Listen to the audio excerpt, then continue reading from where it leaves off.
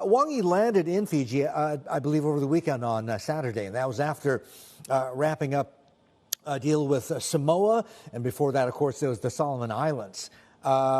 Fiji, though, this is when all 10 Pacific Island nations gather and meet, and he is looking for a collective deal, is he not? Is he going to get what he wants? Look, the deal that will be put forward to 10 Pacific Island countries to sign up to today is very ambitious in scope. The proposed initiatives cover security, law enforcement, cybersecurity, political and further economic cooperation. There are certainly concerns that have been expressed by some Pacific leaders about the impacts that it would have on the strategic sovereignty of Pacific Island countries. So it's very much a test for Chinese diplomacy in the Pacific. A test for Chinese diplomacy in the Pacific. I mean, this has been a marathon tour for Wang Yi, right? 10 days, 8 island countries. If you had to put a number on it, probability, I mean, how many of these places that he's visited are going to sign up to this collective deal?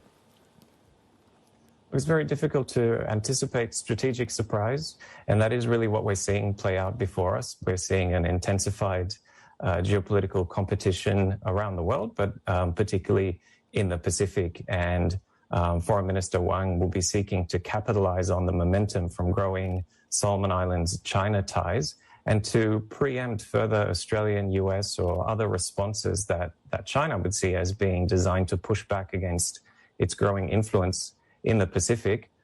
I don't believe that Pacific leaders will have faced such an ambitious and consequential proposal for some time. So it probably is something that the region will take some more time to consider. I wouldn't expect that we'll see a concrete outcome on the entire suite of initiatives that are being put on the table today. But, never say never. Yeah, okay, so bears watching. Meantime, the new foreign minister down under, Penny Wong, is headed out to that part of the world as well as a bit of a counter. How is she going to do? And what is Australia bringing to the table, and can it compete, frankly, with what China's offering? Well, Australian Foreign Minister Penny Wong visited Fiji and delivered an address to the Pacific Islands Forum.